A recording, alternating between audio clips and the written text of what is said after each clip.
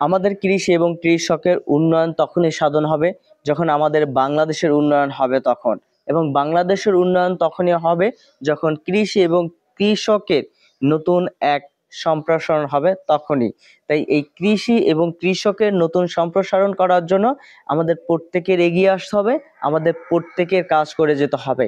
বিশেষ করে যাদের বাড়িতে 1 হাত পরিমাণ জমি রয়েছে, তারা ওই 1 হাত পরিমাণের মধ্যে একটি কলা গাছ লাগাতে পারে, তারা একটি পেঁপে গাছ লাগাতে পারে, তারা একটি বেগুন গাছ লাগাতে পারে।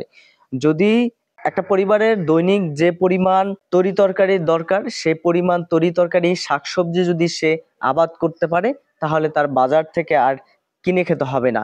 তার যে পরিবারের চাহিদা রয়েছে, সে চাহিদা অনুযায়ী সে চলতে পারবে। প্রত্যেকটি পরিবারকেই শাকসবজির প্রতি গুরুত্ব দিতে হবে, তরি তরকারির প্রতি গুরুত্ব দিতে হবে। এভাবে যদি নিজের যে পরিমাণ শাকসবজি লাগে সেটা উৎপাদন করতে পারে, তাহলে এই বাংলাদেশে আর কোনো অভাব অনটন থাকবে না। বাংলাদেশের অভাব অনটন যদি ঘোচানো যায়, তাহলে বাংলাদেশের উন্নয়ন করা যাবে। আমরা আমাদের প্রত্যেকটি পরিবারকে আমরা যদি গুরুত্ব দেই এবং প্রত্যেকটি পরিবারকে যদি আমরা গুরুত্ব দিয়ে এই শাকসবজির যদি আমরা উন্নয়ন করতে পারি, শাকসবজির মাত্রা যদি আমরা বাড়াতে পারি, তাহলে আমাদের দেশের উন্নয়ন হবে। আমাদের দেশের উন্নয়ন অবশ্যই দরকার। আসুন আমরা আমাদের পতিত জমিতে, বিশেষ করে যাদের ছাদ রয়েছে, তারা ছাদ কৃষির মাধ্যমে ছাদের মধ্যে একটি টবে একটি মরিচ গাছ লাগাতে পারেন, একটি টমেটো গাছ লাগাতে পারেন, পুঁই শাক লাগাতে পারেন, কচু শাক লাগাতে পারেন। এভাবে যদি ছাদ কৃষি করা যায়, ছাদের মধ্যে যদি কৃষির সম্প্রসারণ করা যায়, তাহলে বাংলাদেশের উন্নয়ন হবে। বাংলাদেশের উন্নয়ন হলে বাংলাদেশ বিশ্ব থেকে বিশ্বায়ন হবে। আমি সর্বোচ্চ আকারে গুরুত্ব দিচ্ছি আমার ছাদ কৃষি করার জন্য, এবং আপনারা যারা রয়েছেন, আপনাদের যাদের ছাদ রয়েছে, আপনারা ছাদ কৃষি করুন। আপনারা আপনাদের পতিত জমিতে গাছ লাগান।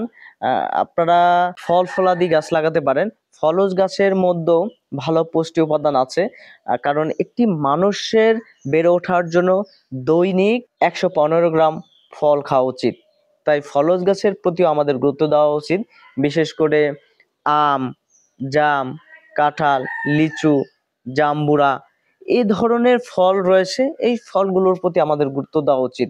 এভাবে ফলজ সম্পদে যদি আমরা পরিণত করতে পারি, তাহলে আমাদের দেশের উন্নয়ন হবে, আমাদের উন্নয়ন হবে। আমরা কোনো জমি খালি রাখবো না, প্রত্যেকটি জমি প্রয়োজনে আমরা সেটাকে আবাদ করব।